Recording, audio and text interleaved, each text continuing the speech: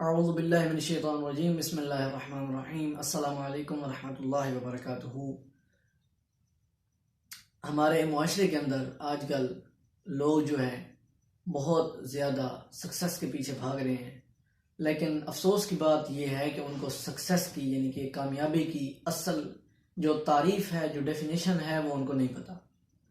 ان کا یہ کہنا ہے کہ شاید پیسے کمانے کو بہت زیادہ انسان کے پاس جو ہے دولت ہو، مال ہو تو یہ سکسیس ہے، یہ کامیابی ہے۔ کچھ لوگ کہتے ہیں بہت زیادہ شہرت ہو انسان کی تو یہ جو ہے کامیابی ہے۔ کچھ لوگ کہتے ہیں جو ہے انسان بہت بڑا ایک ٹاپر بن جائے، بہت جو ہے ایبیلٹیز والا بن جائے، خصوصیت والا بن جائے، لوگوں کی نظروں میں چھا جائے تو لوگ اسے اچھا کہیں تو یہ کیا ہے؟ کامیابی ہے۔ ہم چلتے ہیں قرآن کی طرف اور ہم سیدھی سی بات ہے، جو بھی ہمارا کویشچن ہوگا ہم وہ قرآن سے پوچھیں گے۔ اب ہم قرآن سے پوچھتے ہیں کہ کامیابی ہے کیا؟ کامیابی کو عربک میں کہتے ہیں فلاح، فلاح پا جانا، کامیاب ہو جانا، فوز بھی کہتے ہیں۔ اب ہم جب قرآن سے پوچھا تو صاف صاف قرآن نے کہہ دیا کہ سورۃ المومنون دیکھیے، بسم اللہ الرحمن الرحیم، قد افلح المؤمنون، کہ مومن جو ہے وہ فلاح پا گئے۔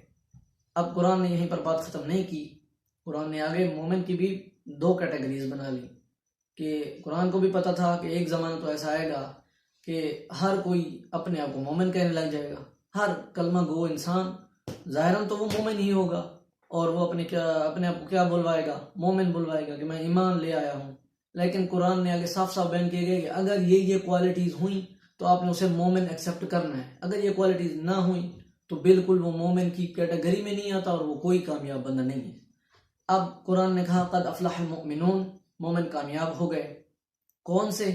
قرآن نے پہلے کہا الذین هم فی صلاتہم خاشعون، جو لوگ اپنی نمازوں کے جو ہے حوالے سے ڈرتے ہیں، خشوع جو ہے وہ اختیار کرتے ہیں، اور یعنی کہ نمازوں کے حوالے سے ڈرتے ہیں، نماز کو پورے اہتمام سے انجام دیتے ہیں، نماز میں جو غلطی سے ڈرتے ہیں، تاکہ جو یعنی کہ نماز کو ہلکے میں نہیں لیتے، ایک پراپر جو ہے نماز کو انہوں نے جو ہے اہمیت دے رکھی ہوتی ہے۔ دوسری والذین هم عن اللغو معرضون، وہ لوگ پھر کیا کرتے ہیں؟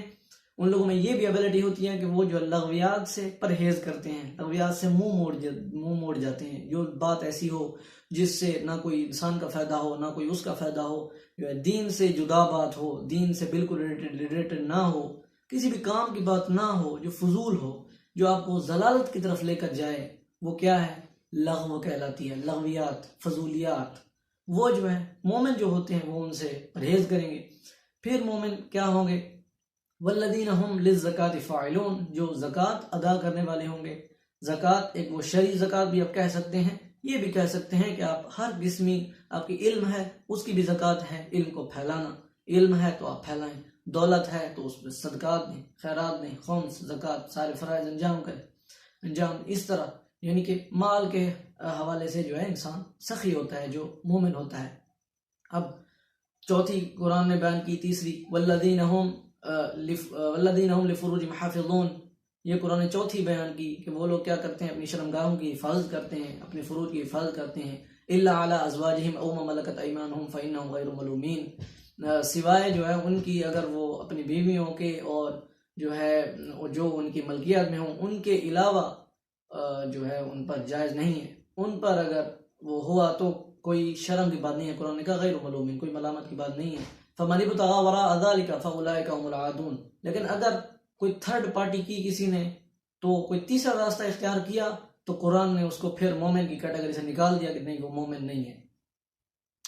پچھلی آیت میں کہ ایک لفظ بیان کیا گیا کہ جو او ملکت ایمانہم، جو ان کی ملکیت میں ہوں، یہ صرف پرانے زمانے کے لیے، وقت کے ساتھ ساتھ جو ہے دین میں بھی تبدیلیاں آئیں۔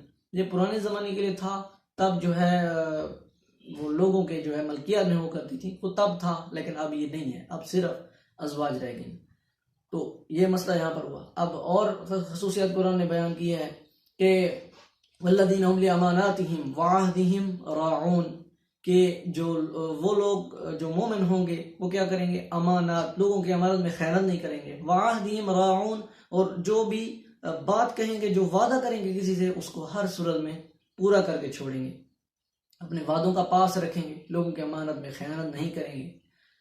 تو اگلی جو قرآن نے بیان کی کہ والذین هم علی صلواتہم یحافظون، پھر وہی پہلی جو قرآن نے بات کی تھی، پھر آخر میں پھر وہی بات کی کہ وہ لوگ اپنی نمازوں کی حفاظت کریں گے۔ نماز تو خشوع سے ادا کریں گے ہی، لیکن ساتھ میں نماز کی حفاظت بھی کریں گے۔ نماز ادا کرنے کے بعد ایک نیکی کاؤنٹ ہو جاتی ہے۔ پھر کچھ ایسے گناہ ہیں جیسے غیبت ہے، وہ کیا کر دیتی ہے؟ آپ کی نیکیوں کو، آپ جس کی غیبت کر رہے ہوتے ہیں وہ آپ کی نیکیوں کو آپ کے اکاؤنٹ سے نکال کر جس شخص کی غیبت آپ کر رہے ہوتے ہیں اس کے اکاؤنٹ میں ڈال دیتی ہے، غیبت جو ہوتی ہے۔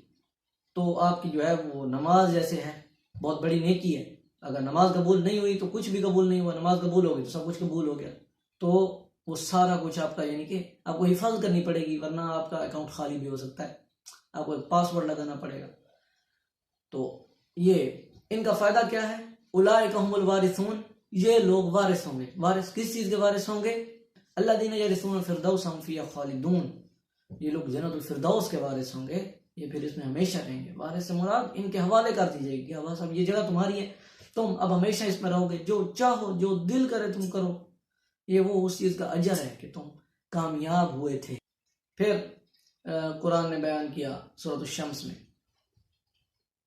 بسم اللہ الرحمن الرحیم، والشمس وضحاها والقمر اذا تلاها والنهار اذا جلاها والليل اذا يغشاها والسماء وما بناها والارض وما طحاها ونفس وما سواها فالهمها فجورها وتقواها قد افلح من زكاها۔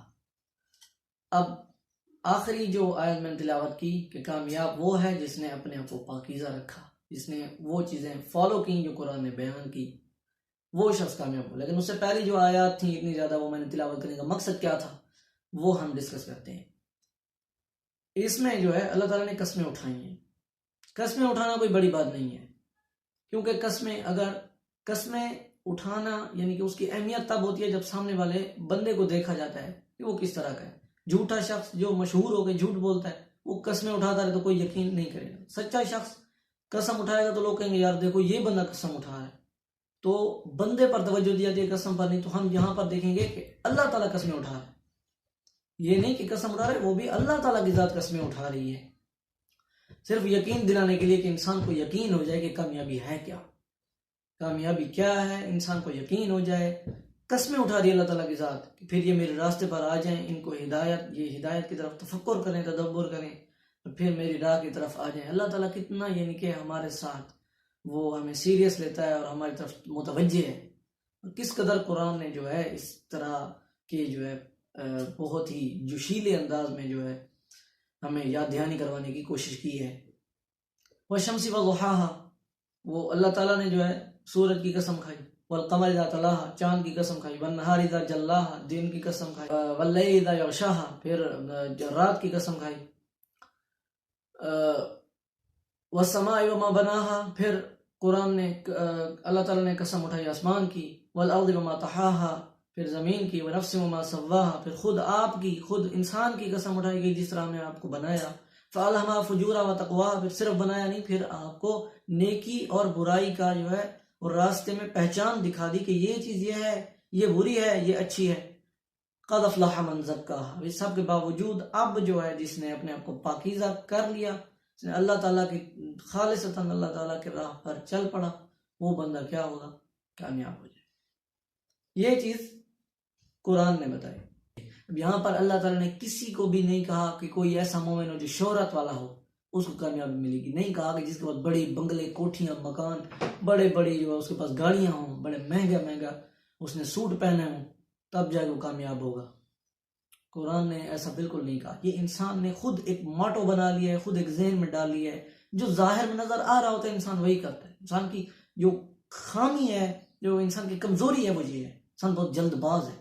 جلد بازی میں کیا کہا جاتا ہے؟ انسان نقصان کہا جاتا ہے، انسان دھوکے کھا جاتا ہے بہت۔ یہ دھوکہ ہے۔ دنیا نے ہمیں جو شہرت کی طرف لگا دیا، انہوں نے ہمیں دولت کی طرف لگا دیا، اور ہم مین جو ڈیفینیشن تھی سکسیس کی، جو کامیابی کی، وہ چھوڑ گئے۔ اب ایک جو ہے ایک بہت بڑے موٹیویشنل اسپیکر ہیں، ان سے کسی نے پوچھا جی سکسیس کیا ہے؟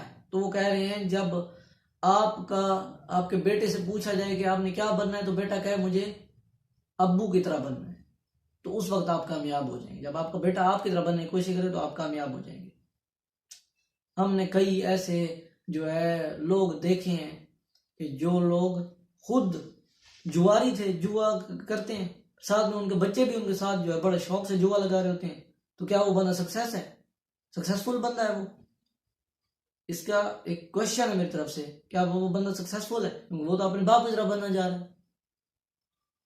نہیں، سکسیس کا وہی صرف مطلب ہے جو قرآن میں بیان کیا. سکسیس سے لوگوں کو فائدہ ہونا چاہیے، تب وہ کامیابی ہوتی ہے. اس سے جو آپ کا چاہے شہرت نہیں بن رہی وہ اللہ تعالیٰ کا کام ہے، عزت نہیں بن رہی وہ اللہ تعالیٰ کا کام ہے، معاشرہ برا بھلا کہہ رہا ہے وہ اللہ تعالیٰ کا کام ہے. حضرت امام حسین نے پورا گھر دیا، سب کچھ جو ہے اپنا لٹا دیا، کوئی فرق نہیں. لوگوں نے ان کا جو ساتھ چھوڑ دیا، کوئی فرق نہیں پڑا. ان کے مقصد اور ارادے میں کوئی فرق نہیں پڑا، کوئی ذرا برابر جو ہے ان کے قدم ہچکچائے نہیں، کیونکہ اللہ پر پورا یقین تھا کہ کامیابی اللہ تعالیٰ کے راستے میں ہے. وہ صلح بھی تو کر سکتے ہیں، میں صلح کر لوں گا تو دیکھو پورا زمانہ مجھے یاد رکھے گا جی، میں تو پھر اس سے پھر ایک اچھا سا جو ہے عہدہ بھی لے سکتا ہوں، پھر یزید سے، پھر نعوذ باللہ پھر میں اس کے ساتھ جو ہے وہاں پہ شہرت دولت ہے، سب کچھ ہے. لیکن نہیں، 72 فوجیوں کے ساتھ میدان جنگ میں، یعنی کہ ہم نے ساتھ نہیں دینا، بس ہم نے اللہ تعالیٰ کی کامیابی جو ہے ولد، پھر اللہ تعالیٰ نے کیا شہرت دی آج تک کوئی بلا نہیں سکتا. حالانکہ رسول کے نواسے ہیں، رسول اور ان کی فیملی کو کوئی آج تک نہیں بھولا. رسول اور فیملی کے ہم کیا لگتے ہیں؟ ہم کچھ بھی نہیں لگتے. صرف کیا ہے، انہوں نے ہمیں فائدہ دیا، انہوں نے ہم کو کچھ دیا، انہوں نے اللہ تعالیٰ کی راہ کے لیے کچھ کیا تو اللہ تعالیٰ نے ان کا نام زندہ رکھا. اللہ تعالیٰ نے ان جیسی مثال بھی نہیں ہے. تو جو ہے اصل سکسیس ہے، جو اصل کامیابی ہے وہ اللہ تعالیٰ کی راہ میں ہے، وہ قرآن مجید کی ہدایات میں ہے. وہ سب کچھ دین کی پیروی کے اندر رکھا ہے، نہ کہ شہرت میں، نہ کہ دولت میں، نہ کہ اونچی عمارتوں میں، اور نہ کہ جو ہے ایک فیسلٹیز بھری زندگی میں. ہاں، پیسہ کمائیں، شہرت اللہ نے دی ہے تو ٹھیک ہے، پیسہ کمائیں لیکن اس کا استعمال دین کے مطابق. ایک شخص اگر رات کو ساری رات عبادت کرتا رہے، اور دوسرا ایک شخص اپنا جو دولت اس نے محنت سے کمائی، حلال کی کمائی، اس میں سے اس نے کیا صدقہ دیا، اس نے ایک سکول بنایا، یا اس نے ایک مدرسہ بنایا، یا اس نے کسی یتیم بچے کے لیے کوئی اس کی پرورش کا کوئی سامان مقرر کیا، تو وہ زیادہ بہتر ہوگا، اسی عبادت گزار سے یہ زیادہ بہتر ہوگا. تو میں اسی پیغام کے ساتھ آپ سے اجازت چاہوں گا کہ جو ہے اصل کامیابی ہے وہ اللہ تعالیٰ کی راہ میں ہے اور قرآنی ہدایات میں ہے. اسی پیغام کے ساتھ میں آپ سے اجازت چاہوں گا. والسلام علیکم ورحمۃ اللہ وبرکاتہ.